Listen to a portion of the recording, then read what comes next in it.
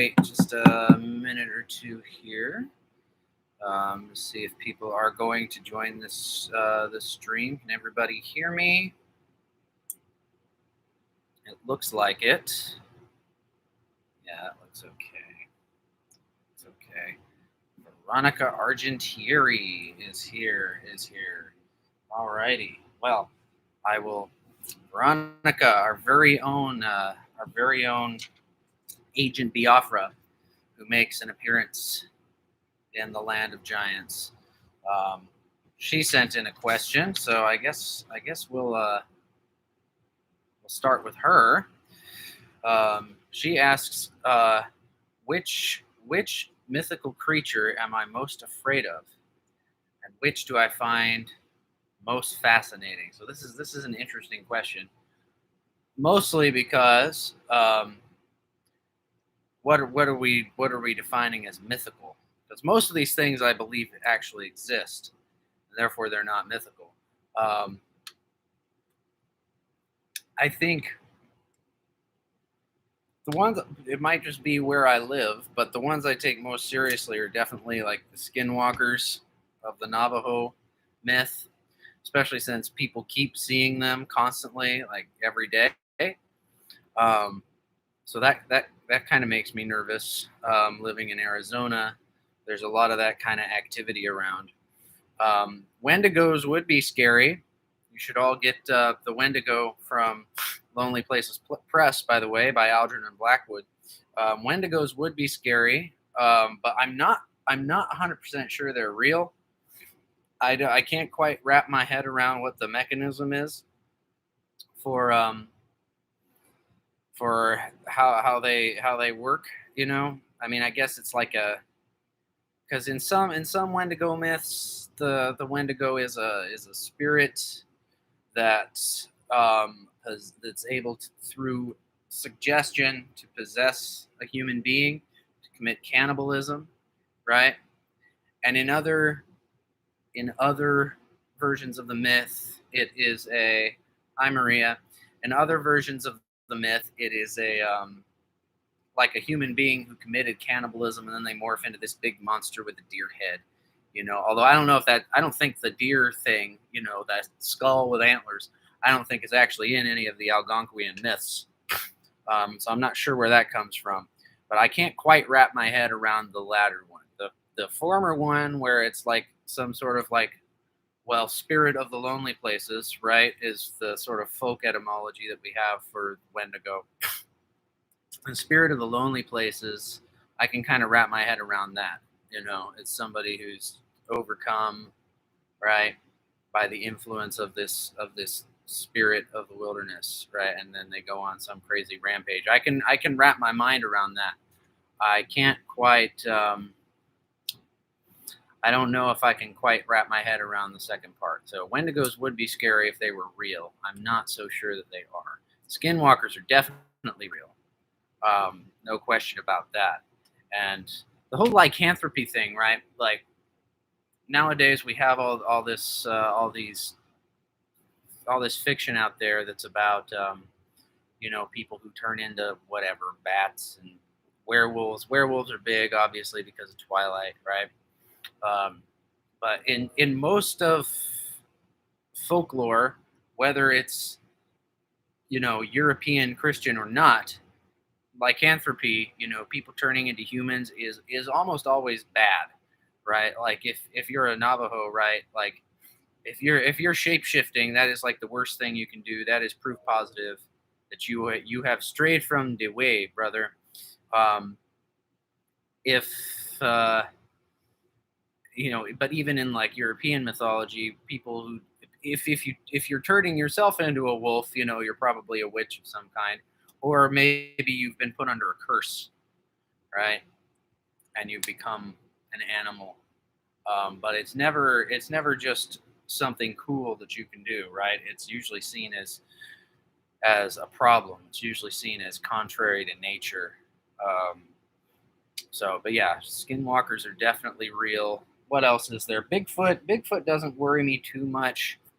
What I find like the Men in Black, right? You know, like, well, everybody needs to read the Mothman Prophecies by John Keel, right? Everybody needs to read the Mothman Prophecies because that, you know, what exactly? I mean, he's dealing with the Mothman. The Mothman doesn't really seem to do anything though. The Mothman just kind of appears, and then, of course, if you read the Mothman Prophecies, you know the punchline: the bridge falls down at the end, and John Keel comes to the conclusion that they were, yeah, Mothman's pretty great. John Keel comes to the conclusion that the Mothman was like this warning. But of course, there's all this other stuff going on in the Mothman prophecies. There's Men in Black, right? Um, they are rather frightening. Any of the ones that are like that just look like people, those are frightening. So of course, in the lead up to the whole bridge collapse in Point Pleasant, West Virginia, right? There was all these sightings of Men in Black and other strange humanoids, right? There's one where this fella, I forget his name.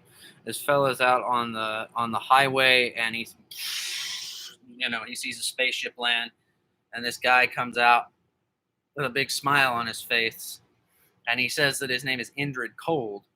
Indrid Cold is a character that shows up in several of the sort of like space age folklore, and by different people, right? It's so it's not just one guy who said, "Oh, I met Indrid Cold." No, there's like three people simultaneously who claim that they saw this fellow named Indrid Cold. Some people think that the Mothman and Indrid Cold are the same entity, but characters like Indrid Cold kind of freak me out.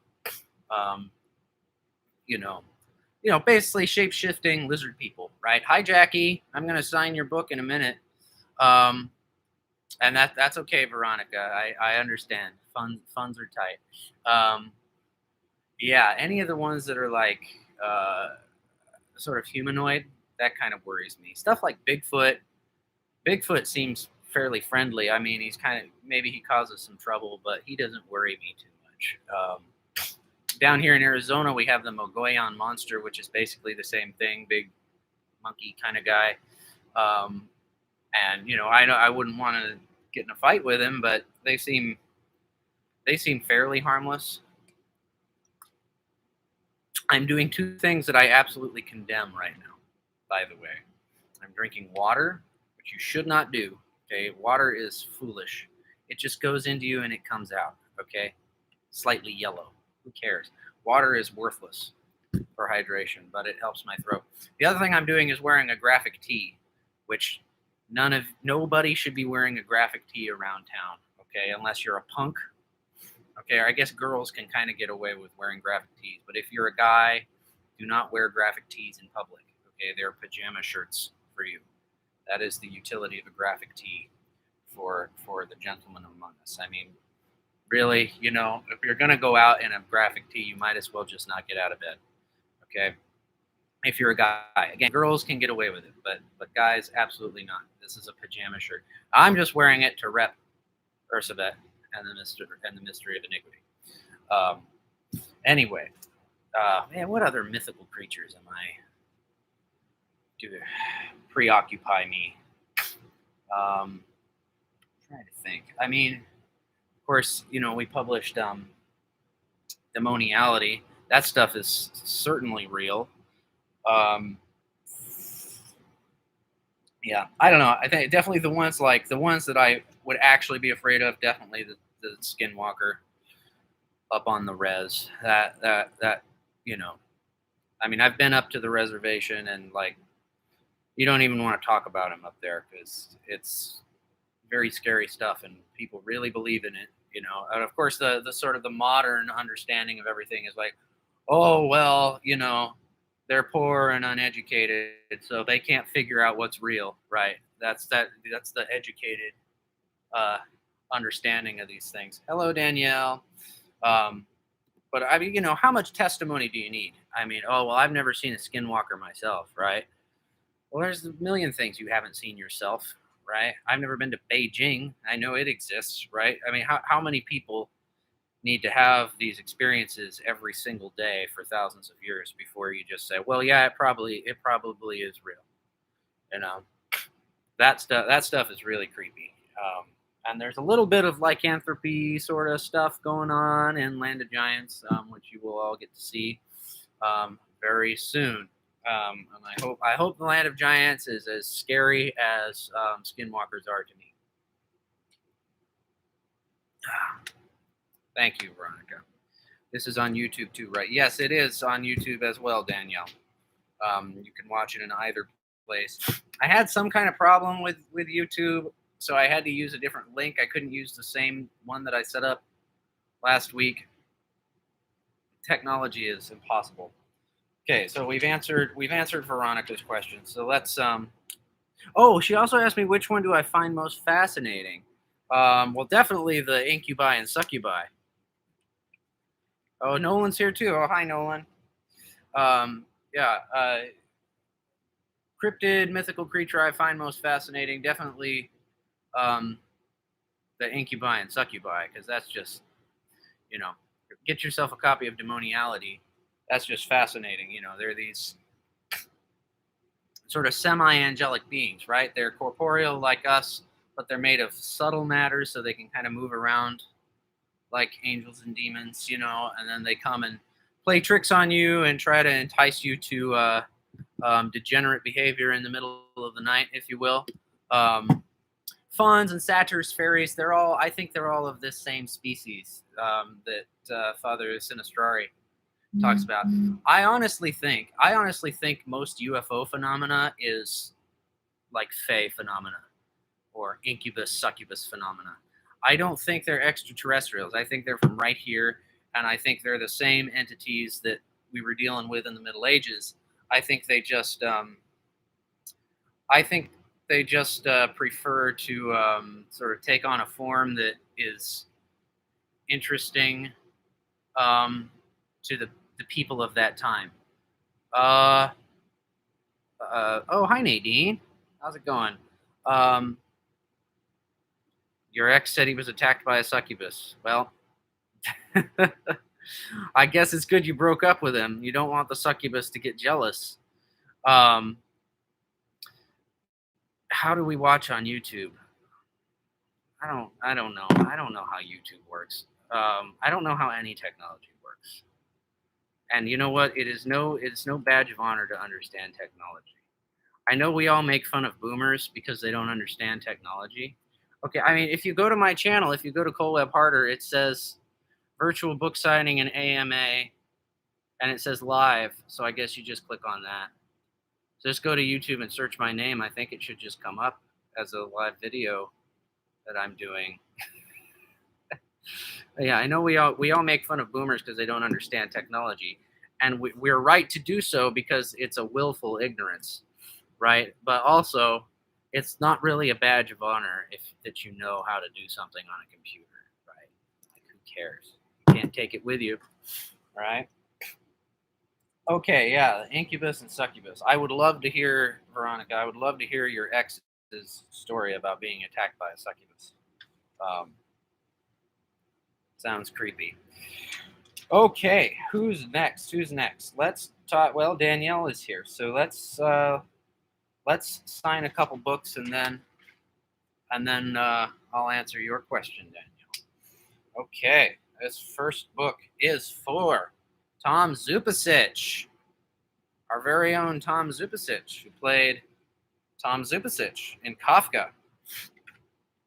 Agent Biafra was madly in love with him for a hot moment there before she got shot by Agent Wells. Let's see. What are we going to write to Tom? Well, you know what? I think maybe I'll keep my notes a surprise. What do you think? You guys want to be surprised, or do you want me to? Yeah, let's keep it a surprise. Okay.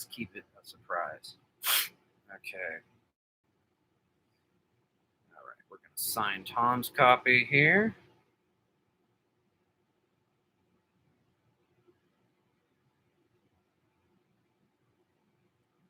Okay, Maria agrees. She's one of the few people whose opinions I trust, so we'll go with what she wants.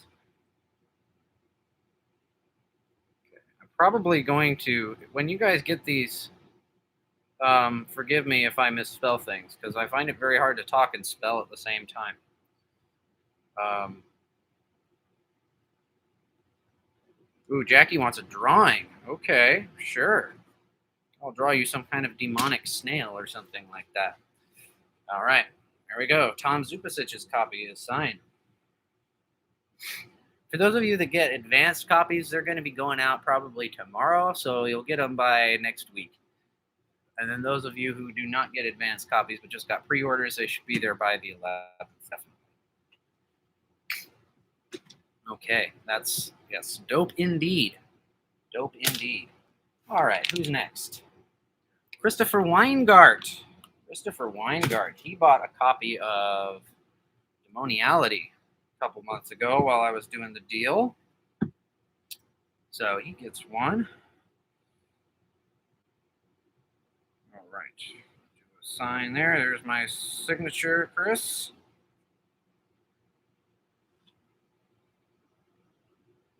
Gotta let it dry. There it is. All right. Who's next? Got Jeannie Weaver. I haven't seen Jeannie here tonight. We shall see. Hopefully, Jeannie will join us. Okay. Jeannie would like us to pray for his work-life balance. That was the question he sent in. So I'm sorry, Danielle, but real quick, we're going to pray for Genesius Weaver's work-life balance. All right, what shall we do? Let's say in Our Father. Our Father, who art in heaven, hallowed be thy name. Thy kingdom come, thy will be done, on earth as it is in heaven. Give us this day our daily bread, and forgive us our trespasses. We forgive those who trespass against us, and lead us not into temptation, but deliver us from evil. Oh, Lord, be with your servant Genesius, and be with Jeannie and their work-life balance. Give Jeannie some help with that. All right. Okay. Let's sign Jeannie's copy.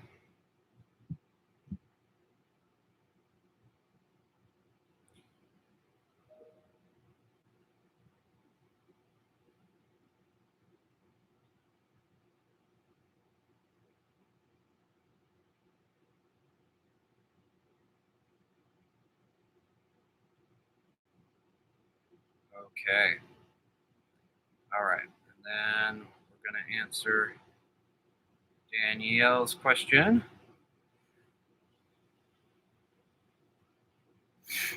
All right, Jeannie, there's your copy signed. All right, Danielle says, any more book ideas? Well, funny that you should ask.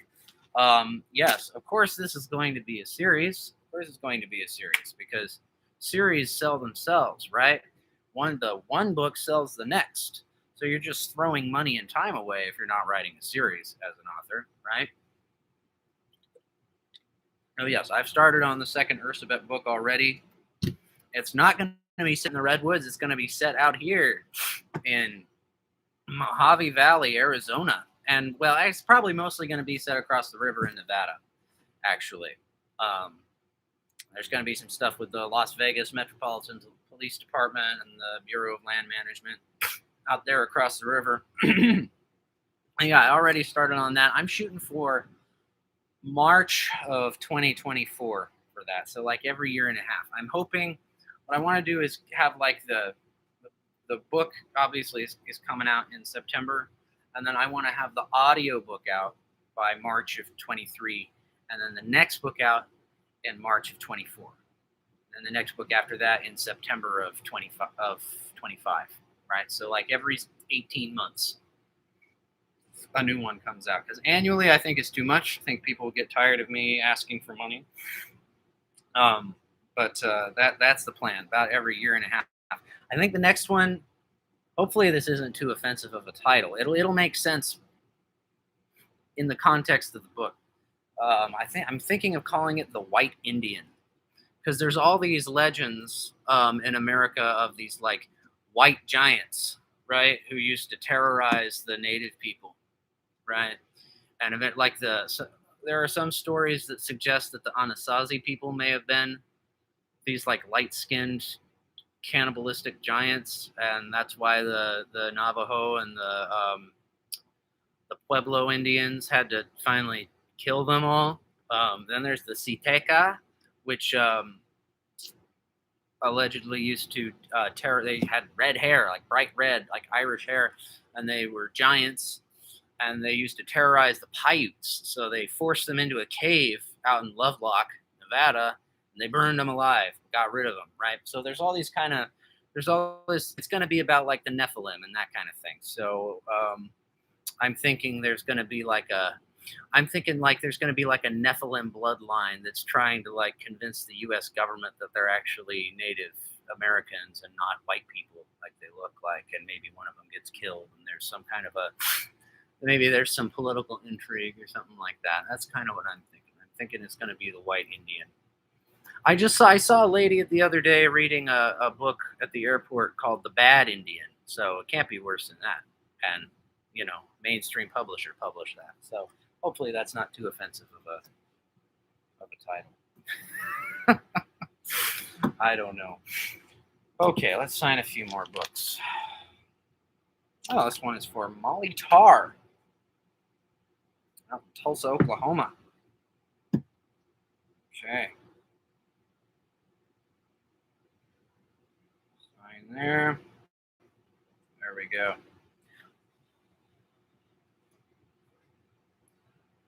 There it is. I'm going to do a couple more. All right, this one's for Michael Sullivan, Tempe, Arizona.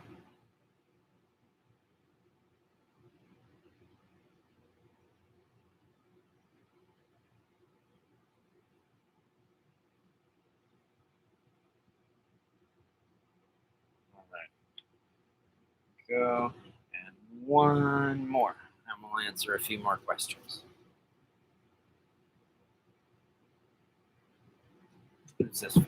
This is for Veronica Rulli, our very own Rory Aurora Dubois, who, believe it or not, does make an appearance in this book as well.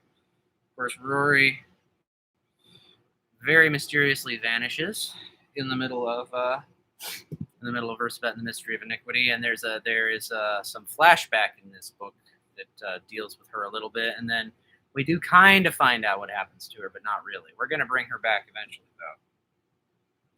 Eventually.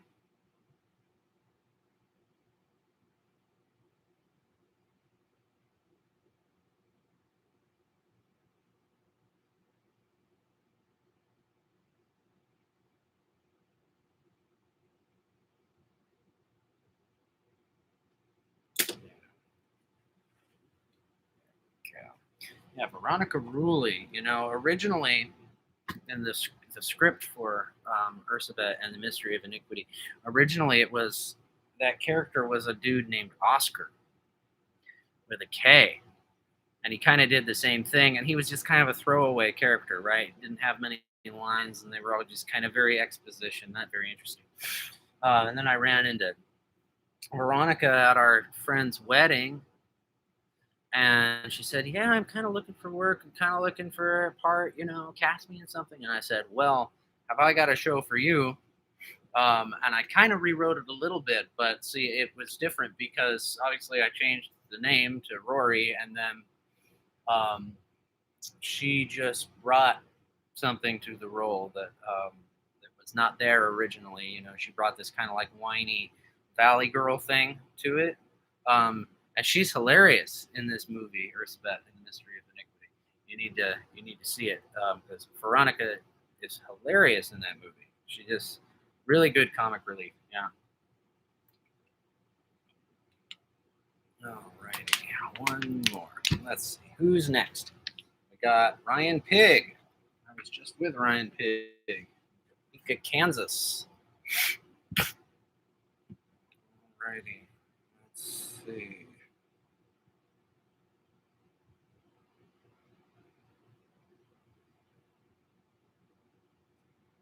We'll write a little message in Slavonic for Ryan.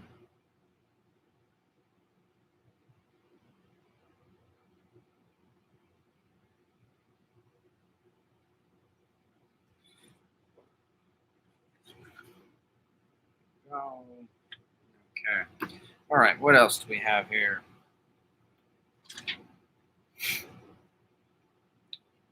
Alrighty. Maria Schlater asks, would I ever collaborate with her on?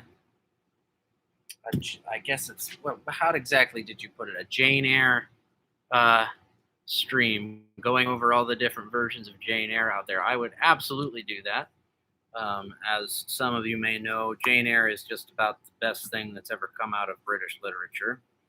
At least it's not in like the fantasy genre or something like that. Much prefer Jane Eyre to anything Jane Austen ever wrote.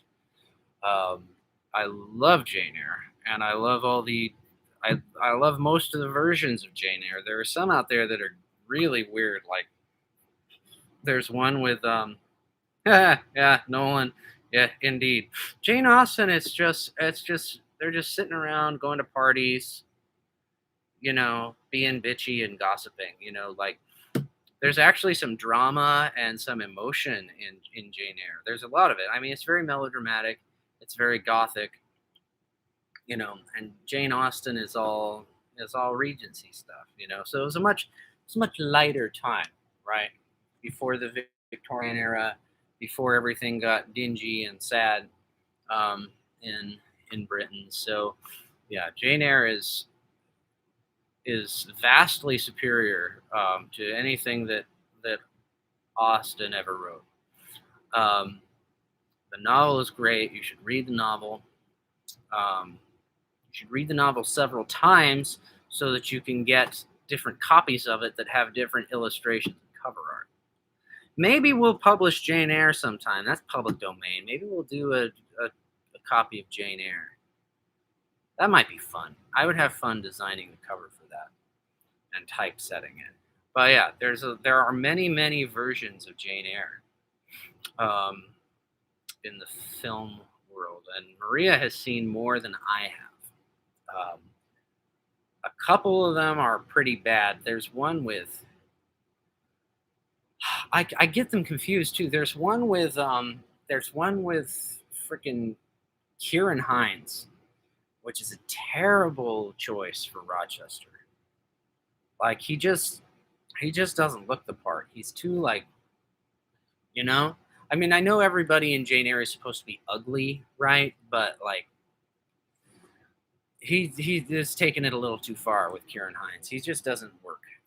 Kieran Hines works much better as like a villain or like a side character. He's not a romantic lead. And then there's one with William Hurt and Charlotte Gainsbourg, right? I think it's Charlotte Gainsbourg, directed by Franco Zeffirelli. And if you know Franco Zeffirelli's movies, it's just doesn't work. I don't really like his Romeo and Juliet either.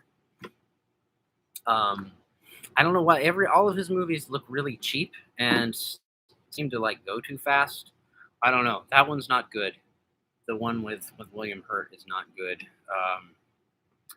Some of the best. I mean, I know there's some controversy about this. I really love the one with Mia Wasikowska and Michael Fassbender. I just love how moody it is, and everything's in the fog, right? And everything's kind of scary. They really kind of play up the horror element of it in that. And then the one with what's her name? The BBC one with what is her name? Georgie Henley plays young Jane, and then it's Ruth something or other. That one's really good. That's probably like the definitive version, right? And then Maria and I were just talking about the Ruth Wilson. Thank you. Yes, just talking about the Orson Welles one, which is interesting in its own right. I don't know if Orson Welles really works as Rochester, but the cinematography is good. It has a moodiness to it. And then, of course, there's the musical. All my Woodbridge friends know the musical,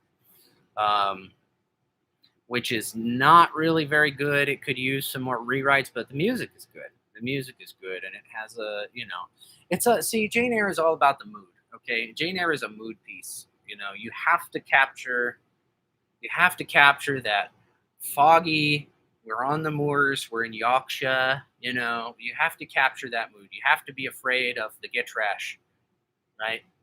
coming along the road and leading you astray, or else it doesn't work. There are a lot of versions of Jane Eyre out there where it's too sunny. Everybody's too happy, right? Um, so yes, I would absolutely love to collaborate on something regarding Jane Eyre because yeah, Jane Eyre is one of the best stories out there. And there are a lot of versions of Jane Eyre. My goodness, you know. I mean, I guess there's a lot of versions of most things that are in the public domain, but man, Jane Eyre just gets remade every 5 minutes. You know. Yeah, Jane Eyre is great. We stand Jane Eyre in this house. And even that, almost there are parts of Jane Eyre that almost have a kind of cryptid energy to it, or she's out there on the moors right before she meets Mr. Rochester. She hears the dog barking. She hears Pilot the dog barking, and she hears the horse galloping, right? And she thinks, oh, this must be the Gitrash of Yorkshire, right? Coming to lead me astray, because a Gitrash is it's a spirit that prowls the lonely roads of England, um, and will waylay travelers, right? And it has sort of equine and canine features at the same time. It's like a big black dog, but it's kind of like a horse too, right? And and then of course it turns out it's just Mr. Rochester, right? With his dog and horse, and she scares his horse so he falls off and breaks his leg or whatever, right? So that has a certain. There's a lot of sort of dark magic going on in Jane Eyre, right? There's the whole thing with the gypsy in some versions, which it's always a good idea to cut the gypsy out in a movie. It just doesn't work in cinema, right? It doesn't work to have the main guy dress up as a gypsy and pretend like you're just gonna be able to see who it is, right? So that's a weird thing. It works in the book fine, but it never really works in movies. So it's always good when they take that out or find some other way to do it, because that just doesn't work. Um, and yeah, let's sign a few more. Yeah. Oh, this one is for your mother, Danielle. Ugh.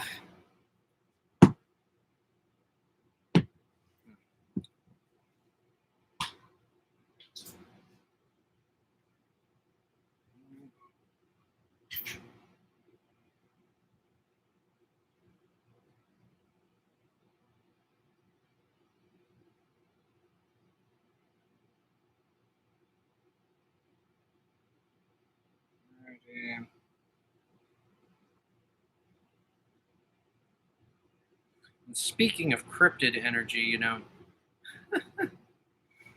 Beth Drozda once told me that I used to have big cryptid energy when I was on my walker. I was in this horrible accident in college, and for about 3 months, um, I was on a walker, and I was so impatient, so I would try to go as fast as I could.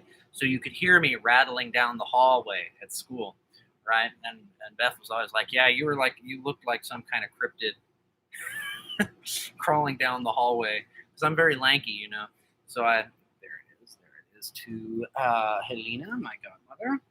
Um, that was an interesting experience. I don't mind being compared to a cryptid. I would make a good cryptid. Crypt walking, yeah, that's right, Nolan. That might mean something different to an army man, but yeah, crypt walking. I don't know. People use these terms to insult you, I think sometimes, but I don't know. I wish I had more like cult leader energy. Can give you all. Maybe I'll send you all like cult membership cards when I send these books. You can be part of the Cool Web Harder cult. Okay, this is for Debbie Hempel. Oh boy, we got a lot to get through here.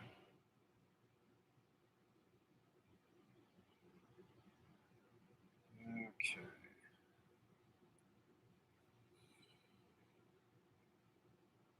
Oops. Gotta get the pen working.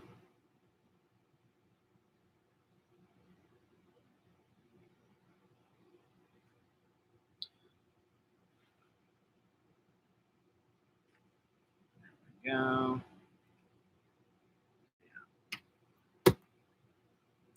I'm pretty sure that should be CRYP, Nolan. Crypt walking, because it's cryptid. CRYPTID, I think. Not like Bloods and Crips. How silly. Okay, Maria also asks, who is Gauchius, and would I publish some of his works as a follow-up to Demoniality? Gauchius is somebody that that Father Sinistrari quotes at length in Demoniality. But I'm not sure who he is. So let me find out. He's kind of like, I think he's kind of like René Gagnon, who gets like, he was like the progenitor of like perennialism. So all the perennialists that follow after René Gagnon, they all quote him ad nauseum, right? Let's see. How do you even spell it? Let me see here. Nope, no, I don't want to do that. Okay, bye, Jacqueline.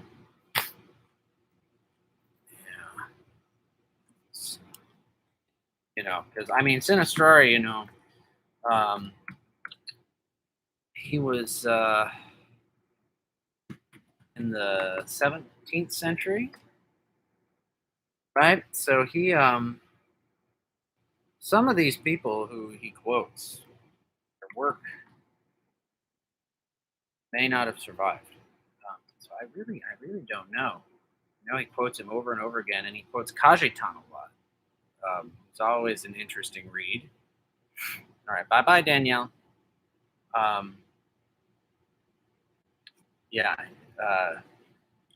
Cajetan is always interesting. He quotes Saint Jerome a lot. He quotes Saint Jerome constantly, who we mostly think of Saint Jerome because of his biblical commentaries, right? Oh, this is for Susana Dueñas. Just bought hers today. You think of Saint Jerome as because of his biblical commentaries, and of course he translated the Bible into Latin. But he has a lot to say about the subject that Father Sinistrari is coming. I mean, one of the main stories he tells is about Saint Anthony of the desert, the first monk, goes out into the desert and meets a faun, right? And he thinks, oh, it's a faun, right? So the Greeks worship fauns and satyrs and that kind of thing. So this must be some design of the devil. And so he makes the sign of the cross with the faun.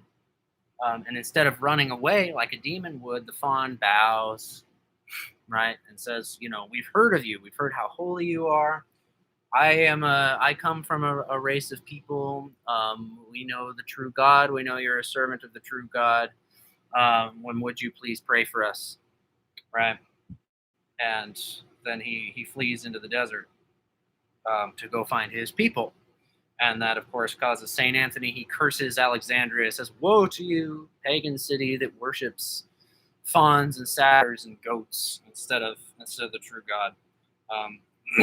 And there are other writers who say that this species, whatever they are, they can see. They see what we can't see, what we can only see with the eyes of faith, right? So they see like Jesus in the Eucharist, right? They see that, but they don't understand it. They don't understand why it is that way. They don't understand because Christ didn't die for them specifically. He didn't become one of them, right? So they don't understand, because the Eucharist is not for them. They don't understand the significance of it. They see it better than we do, because they're made of subtle matter, but they don't really get it, right? Alrighty. Okay, this one is for Bradford Harris, old band teacher. Okay.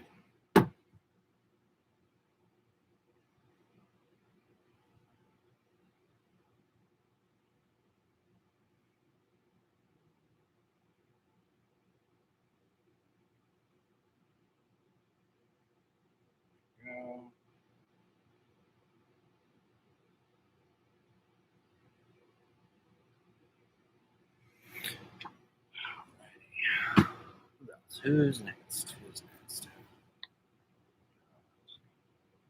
All right, David Perez, my brother-in-law. His signed. How long? Oh my gosh, we've been going for 40 minutes. Man, I need to speed this up. That's been going way too long. Uh-oh. I have frozen on Instagram. What's the matter?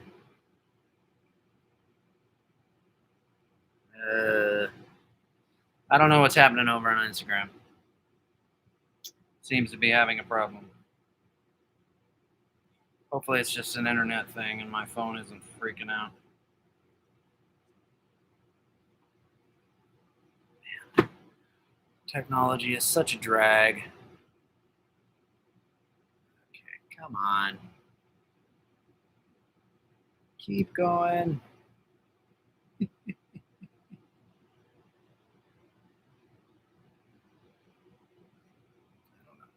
I don't know if anybody can see me on Instagram right now. If any of you are watching both, let me know if you can see anything going on Instagram, because on my end it's all frozen. Okay, who's next? 1, 2, 3, 4, 5, 6, 7, 8. Okay, we got 8 to go. Danielle Krikorian. Okay, we just signed one for her mother. Sign one for her.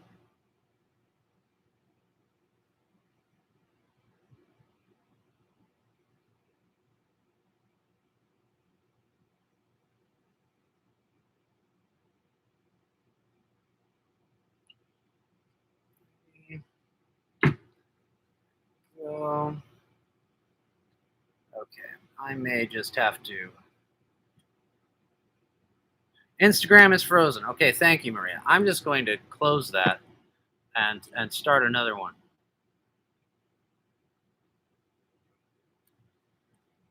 Oh gosh. Okay.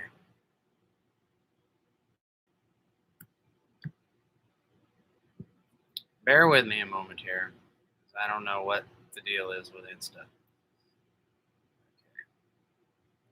Probably my phone is overheating or something ridiculous like that.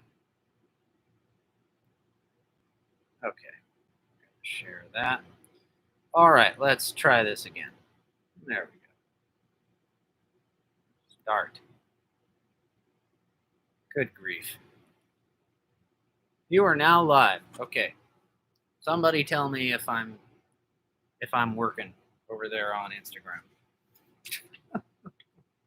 Right, Aaron Deese of Hey Strangeness, which is a very good Instagram account that you should all follow. Hey Strangeness. It's like high strangeness. High strangeness, if you don't know, is a term for it usually refers to like UFO, unidentified aerial objects, that kind of thing. Usually refers to that. But his Instagram is Hey Strangeness, so it's like strange but friendly, you know. Very good account if you're interested in all things weird and paranormal and the like. Alrighty.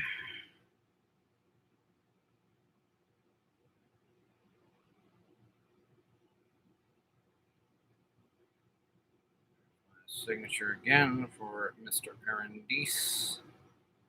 Also out in Austin, Texas. You know, so many of you live in Austin. What's that about? Everybody moved to Austin. I have to say, I wasn't that impressed with it when I was there. But Texas is nice. I approve of Texas. I just don't know about Austin. Okay, Christian Cuevas. our long-suffering cinematographer. 1, 2, 3,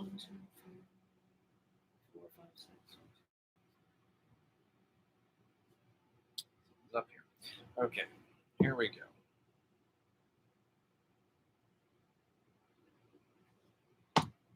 Christian. Yeah, all those little stingers and teasers that I've been doing. Pretty much all the footage in that was shot by Christian. But it's mostly been from Latitude 42, of course, which is all about the Redwoods, right? Or been using a lot from Ursabet, obviously, but also quite a bit from Kafka. So it's all pretty much Christians. We miss Christian out here. Okay, Maria Schlater. Here's your copy. Okay. Got to get the book that's just right for Maria. Okay.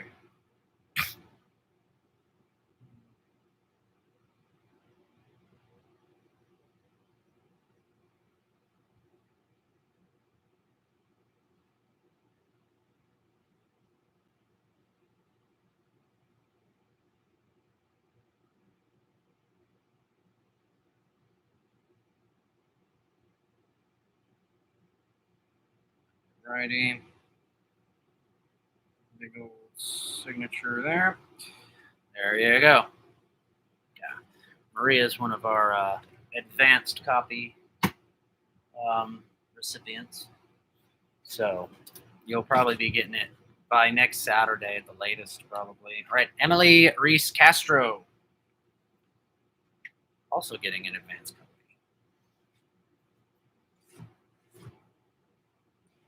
Emily and I go way back. She went to high school with me. I introduced her to Twin Peaks.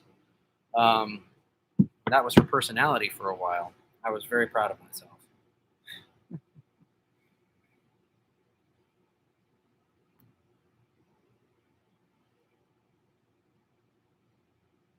right, just got a few more here, and then we'll be done. I can't believe I've filled up almost an hour with this. I had a pretty good turnout, I think. So that's probably what's encouraged me. Righty. Right, Anne Amadeo, my mother-in-law. One.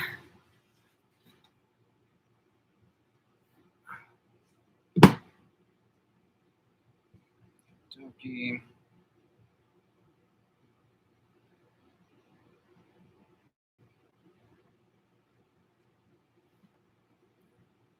Go. That is a duplicate copy, so we won't be signing that one. Jackie Caldwell, who was just with us, she wanted a drawing. What should we draw for Jackie? I know back in the day I was her secret Santa one year in choir. I did this little drawing of a snail for her.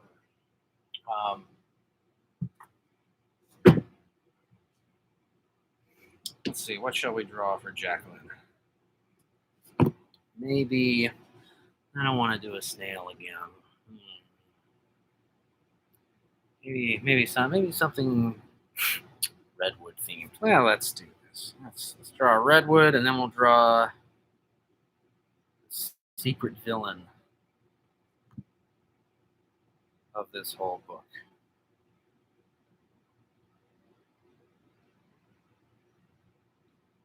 This is not going to be very this is not going to be a very detailed drawing, Jacqueline. I'm sorry. You know, it's just part of the signature page.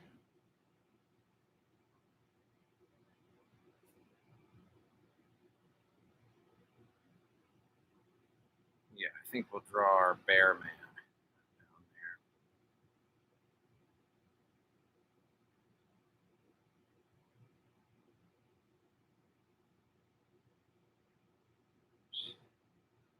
There we go.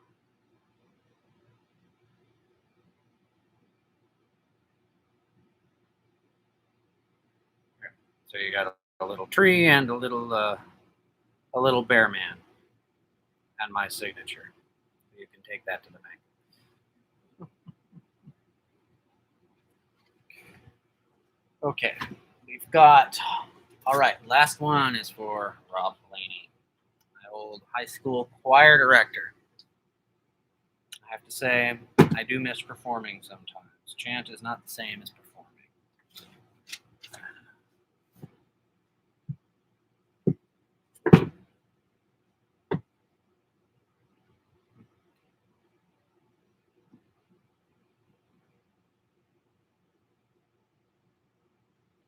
All right, this is the last one.